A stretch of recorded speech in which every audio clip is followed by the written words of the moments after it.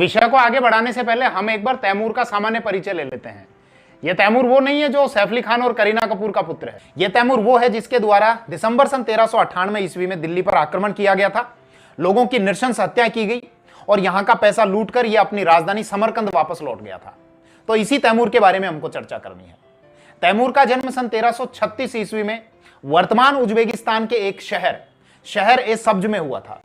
इसका जो पिता था वो वहां का एक छोटी सी जागीर का जागीरदार था और जब इसके पिता की मृत्यु हुई तो पिता की मृत्यु होने के बाद सन 1360 ईस्वी में तैमूर उस जागीर का जागीरदार बना। और जब तैमूर की मृत्यु हुई थी सन 1405 ईस्वी में, जब यह चीन अभियान के लिए जा रहा था, चीन पर हमला करने के लिए, तो उस अभियान पर जाते समय इसकी मृत्यु हो गई थी। तो 1405 में अपनी मृत्यु से पहले इसने जो एक साम्राज्य खड़ा कर लिया था, उस साम्राज्य में वर्तमान दुनिया के बहुत बड़े बड़े देश आया करते थे, जिसको तैमूरी साम्राज्य कहा गया। तो इसके तैमूरी साम्राज्य में कौन कौन से देश आया करते थे, मैं मानचित्र के साथ आपको बता रहा हूं।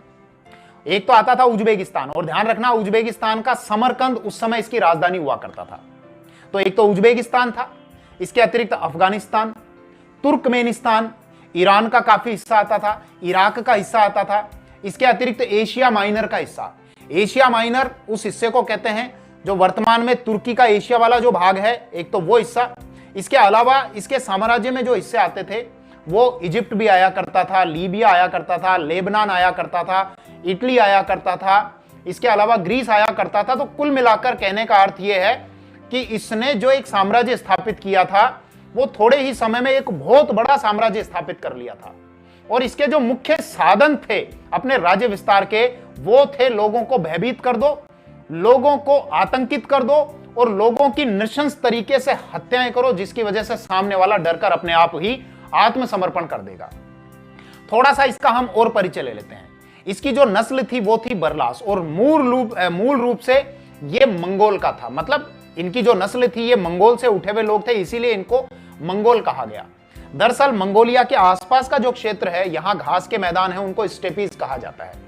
और यहां पर अलग अलग जनजातियां रहती थी कबीलों में, छोटे छोटे कबीलों में। और इन कबीलों का एक सरदार हुआ करता था जिनको खान कहा जाता था। ये लोग शुरू में आरंभ में मुसलमान नहीं थे, लेकिन बाद में चलकर इन्होंने इस्लाम धर्म स्वीकार कर लिया था। इनका जो जीवन था वो बहुत संघर्षमय जीवन हुआ करता था, इसीलिए इन लोगों में संघर्ष करने की बहुत अच्छी पोटेंशियल थी। और इनके संबंध में ऐसा कहा जाता है कि ये लोग घोड़े पर हजारों किलोमीटर की यात्रा कर लिया करते थे। घोड़े पर ही ये लोग सो जाया करते थे, घोड़े पर ही खा लिया करते थे, घोड़े पर ही पी लिया करते थे। हालांकि ये अलग बात है, कुछ जरूरी काम करने के लिए तो घोड़े से उतरना पड़ता ही होगा। तो कहने का अर्थ यह है कि इन लोगों में संघर्ष करने की बहुत गजब की पोटेंशियल हुआ करती थी। वैसे भी सीधी सरल सी बात है कि आप अपने शरीर को जितना ज्यादा कष्ट दोगे, जितनी तकलीफ दोगे, उतनी ही आप में क्षमताओं का विकास होता चला जाएगा। लेकिन आजकल तो क्या होता है, अगर आपको एसी भी ऑन करना है तो आप सॉफ्टवेयर से कहोगे एलेक्सा ओपन एसी, और एलेक्सा कहेगी यस यस मैं ओपन करती हूं।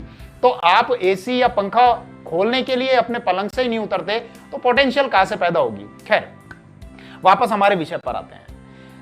मार्च या अप्रैल 1398 ईस्वी को तैमूर लंग ने समरकंद से दिल्ली की ओर प्रस्थान किया। एक विषय और समझ लेना, ये जो इसके नाम के आगे आ रहा है लंग, तो ये लंगड़ा शब्द को ही लंग लिखा गया है। दरअसल जब इसने शुरू में सैन्य अभियान आरंभ किए थे तो आरंभिक सैन्य अभियानों के दौरान ही ये घायल हो गया था, इसकी एक टांग कट गई थी और ये लंगड़ा हो गया था। इसी वजह से इसको तैमूर लंगड़ा कहा गया और तैमूर लंगड़ा को शॉर्ट में तैमूर लंग कहा गया। होता है ना, जैसे गांव में किसी व्यक्ति का अगर नाम है तो नाम हम बिगाड़ देते हैं, अगर बिगड़ा हुआ नाम है तो बिगड़े हुए नाम को और ज्यादा बिगाड़ देते हैं। कि किसी का नाम अगर मान लो सुरेश है और वो थोड़ा सा काला है तो उसको बोल देते हैं कालिया, और कालिया अगर नाम पड़ गया तो थोड़ा सा और बिगाड़ देते हैं उसको और शॉर्ट में कर देते हैं कालू। तो इसके साथ भी ऐसा हुआ होगा, पहले इसको तैमूर लंगड़ा और लंगड़ा से फिर इसको तैमूर लंग कहा गया। तो खैर, तैमूर लंगड़ा जो है ये मार्च अप्रैल 1398 ईस्वी को समरकंद से और दिल्ली पर हमला करने के लिए चल पड़ा। अब जब ये आया तो सितंबर 1398 ईस्वी को इसने सिंधु नदी को पार किया, और सिंधु नदी को पार करने के बाद ये झेलम नदी के किनारे किनारे किनारे किनारे किनारे चलता चलता चलता चलता आगे की ओर बढ़ा। और जब ये झेलम नदी के किनारे चलता हुआ आगे की ओर बढ़ रहा था तो इसके साथ में एक सेना आकर और जुड़ी, और वो सेना लेकर आया था इसका एक पोता था, इसका पौत्र, जो काबुल का सूबेदार था, जिसका नाम था पीर मोहम्मद। वो मुल्तान को जीतकर ही आया था। तो मुल्तान को जीतने के बाद झेलम नदी के पास में वो आकर तैमूर से आकर मिल गया। अब तैमूर जब आगे की ओर बढ़ा तो सबसे पहले इसने भारत में जो हमला किया, हिंदुस्तान में हमला किया, राजस्थान में एक स्थान आता है भटनेर, उस भटनेर पर इसने हमला किया। दरअसल वर्तमान राजस्थान का एक जिला है हनुमानगढ़, इसी हनुमानगढ़ जिले में एक कस्बा बसा हुआ है, एक स्थान है भटनेर, और यहां पर भाटी शासकों के द्वारा एक किला बनाया गया था जिसको भटनेर कहा गया। हालांकि बीकानेर के शासक थे सूरत सिंह, जिनके द्वारा सन 1805 ईस्वी में इस किले को जीत लिया गया था और मंगलवार के दिन जीता था, इसीलिए भटनेर के स्थान पर इसका नाम बदलकर हनुमानगढ़ कर दिया था, क्योंकि मंगलवार हम जानते हैं हनुमान जी का वार होता है। खैर हमारा ये विषय नहीं है। तैमूर लंग जब यहां पर आया तो उसने भटनेर पर आक्रमण किया, भटनेर पर हमला किया और यहां पर लोगों की बहुत नृशंस हत्याएं की गई। इसके अतिरिक्त तैमूर लंग ने इस भटनेर दुर्ग के संबंध में अपनी आत्मकथा में भी लिखा है। इसकी आत्मकथा है तुजुक ए तैमूरी। उसमें इसने लिखा है कि मैंने भटनेर जैसा मजबूत और सुरक्षित किला पूरे हिंदुस्तान में कहीं पर नहीं देखा। पूरे हिंदुस्तान का भ्रमण करता तो शायद और भी किले देख सकता था। खैर अच्छा हुआ पूरे हिंदुस्तान का इसके द्वारा भ्रमण नहीं किया गया, वरना लोगों की और ज्यादा नृशंस हत्याएं की जाती। खैर अब वो भटनेर से दिल्ली की ओर बढ़ा और दिल्ली पहुंचकर उसने बहुत ही आसानी से दिल्ली पर अपना अधिकार कर लिया। और दिल्ली को इतनी आसानी से जीतने का जो कारण था वो था दिल्ली की उस समय की हास्यास्पद राजनीतिक स्थिति। दरअसल उस समय दिल्ली पर एक नहीं बल्कि दो दो सुल्तान राज कर रहे थे।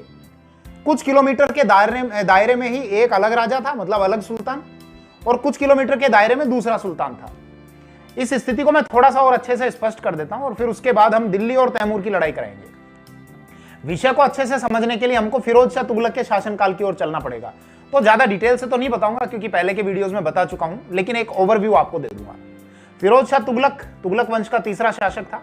उसका शासनकाल रहा 1351 से 1388 ईस्वी तक का, और उसने अपने शासनकाल में जो निर्णय लिए थे उसकी वजह से उसकी मृत्यु के तुरंत बाद से ही तुगलक वंश बहुत तेजी से पतन की ओर अग्रसर हुआ। जैसे ही फिरोज शाह तुगलक की मृत्यु हुई 1388 ईस्वी में, तो उसके तुरंत बाद जो सुल्तान है वो जल्दी बदल रहे थे। एक आता, इतने में दूसरा आ जाता, इतने में तीसरा आ जाता, मतलब एक दूसरे को कूट के हटा देता, दूसरा तीसरे को कूट पीट के हटा देता, तीसरा जो है वो चौथे को कूट पीट के हटा देता।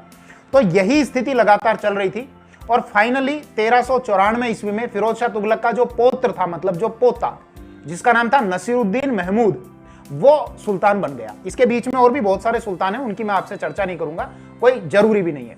तो नसीरुद्दीन महमूद अगला सुल्तान बना 1394 ईस्वी में और 1412 या 13 ईस्वी तक वो अगला सुल्तान रहा।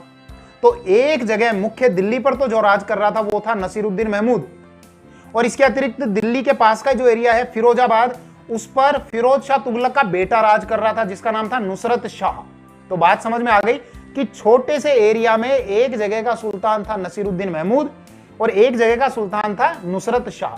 खैर मुख्य जो सुल्तान था वो नसीरुद्दीन महमूद ही था, और नसीरुद्दीन महमूद के द्वारा उस समय अपना एक वजीर नियुक्त किया गया था जिसका नाम था मल्लू इकबाल। इकबाल ही ज्यादा पावरफुल हुआ करता था।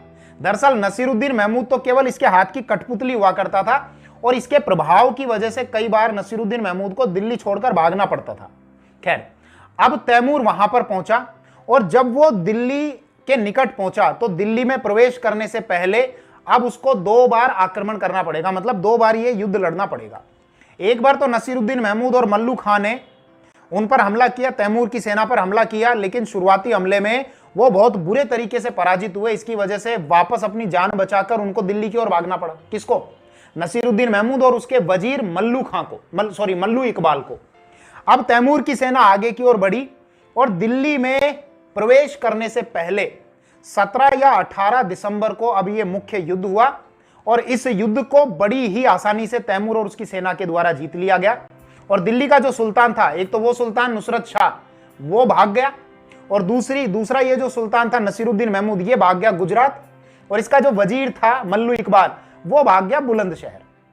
तो 17-18 दिसंबर को तैमूर की सेना ने दिल्ली में प्रवेश किया और अगले 15 दिनों तक तैमूर और उसकी सेना दिल्ली में रही और दिल्ली में लोगों को बहुत बुरे तरीके से मारा गया। मतलब आप ये समझ लो कि किसी परिवार के सामने ही उसके एक सदस्य को लिया गया, उसको काटकर उसके परिवार के सामने फेंक दिया गया, या उसके हाथ पैर काटकर परिवार के आगे तड़प कर मरने के लिए छोड़ दिया गया, या सार्वजनिक रूप से फांसी पर लटका दिया गया, या जिंदा व्यक्ति के शरीर में कीलें ठोक दी गई, तलवारें ठोक दी गई। मतलब दिल्ली की ऐसी हालत हो गई थी, वहां चारों तरफ लाशें ही लाशें थी। जो यमुना नदी है वो पूरी लाशों से भर गई थी, उसमें लाशें ही लाशें तैर रही थी।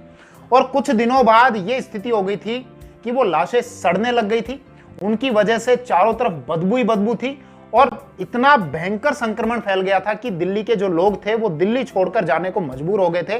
तैमूर और उसकी सेना ने 15 दिनों तक लोगों को मारा, नृशंस हत्याएं की, उनको लूटा और ये लूट का सारा माल बटोरकर तैमूर अपनी सेना के साथ में जनवरी 1399 ईस्वी में समरकंद की ओर चला गया। अब जब वो समरकंद की ओर गया तो उसने एक व्यक्ति जिसका नाम था खिज्र खां, उसको अपने जीते हुए प्रदेशों का गवर्नर नियुक्त कर दिया। मुख्य रूप से उसके जो जीते हुए प्रदेश थे तैमूर के, वो एक तो था लाहौर, मुल्तान और दीपालपुर। ये तीनों ही वर्तमान में पाकिस्तान में आते हैं। तो इन क्षेत्रों का गवर्नर नियुक्त किया गया। किसको नियुक्त किया था? खिज्र खां को। अब थोड़ा सा इस विषय को समझ लो, ये खिज्र खां कौन है। दरअसल जब ये तुगलक वंश चल रहा था तो इसी तुगलक वंश के दौरान खिज्र खां पंजाब का गवर्नर था और इसने पंजाब का गवर्नर रहते हुए अपने आप को स्वतंत्र घोषित कर लिया था और कई बार दिल्ली पर अधिकार करने के लिए इसने प्रयास किए थे, लेकिन ये आरंभिक प्रयासों में सफल नहीं हो सका। बाद में इसने और भी प्रयास किए और ये खिज्र खां वही है जिसके द्वारा सन 1414 ईस्वी में तुगलक वंश के स्थान पर सैयद वंश की स्थापना की। जो दिल्ली के सल्तनत काल के जो 5 राजवंश रहे हैं, गुलाम राजवंश, खिलजी राजवंश, तुगलक, सैयद और लोधी, तो इनमें से ये जो चौथा है सैयद राजवंश, इसका जो संस्थापक था वो यही खिज्र खां था जो पंजाब का गवर्नर था और बाद में इसने दिल्ली पर अपना अधिकार कर लिया था।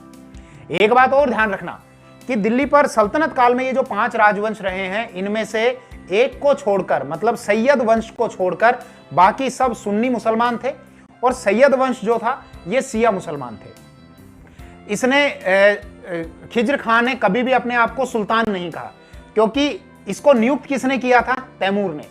तो तैमूर के बाद भी जब उसका पुत्र उसका उत्तराधिकारी बना, तैमूर का पुत्र था शाहरुख, वर्तमान बॉलीवुड वाले शाहरुख की बात नहीं कर रहा हूं, तैमूर के बेटे का नाम भी शाहरुख था और वो उसका उत्तराधिकारी था। तो इसी खिज्र खां ने अपने आप को कभी सुल्तान नहीं कहा, उस शाहरुख को दिखाने के लिए उसके प्रति ये वफादार रहा और इसने अपने आप को रैयत ए आला की उपाधि दी। तो सुल्तान नहीं लगाया इसने अपने नाम के आगे, इसने अपने आप को रैयत ए आला कहा। तो इसका खिज्र खां का परिचय आपको मिल गया। अब तैमूर जब गया तो अब दिल्ली में किस प्रकार की उठापटक हुई और कैसे तुगलक गए और कैसे सैयद आ गए, इस विषय पर अब थोड़ी सी बात कर लेते हैं और फिर इस वीडियो को हम समाप्त करेंगे। जब तैमूर गया तो हम ये जानते हैं कि उसके साथ में नसीरुद्दीन महमूद ने आक्रमण किया था, हमला किया था और वो जान बचाकर गुजरात भाग गया था। और उसका जो वजीर है मल्लू इकबाल, वो कहां पर चला गया था? बुलंदशहर। तो तैमूर के जाने पर ये दोनों आए और इन्होंने दिल्ली के उस छोटे से भाग पर फिर से अपना अधिकार कर लिया।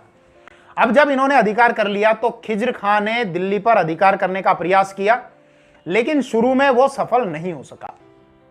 लेकिन जब नसीरुद्दीन महमूद की मृत्यु हो गई सन 1412-13 ईस्वी में, तो नसीरुद्दीन महमूद के मरने के बाद उसके जो अमीर थे, उसके जो दरबारी थे, उसके जो प्रमुख लोग थे, उन्होंने सर्वसम्मति से दौलत खां लोधी को अगला शासक बना दिया, मतलब अगला सुल्तान बना दिया।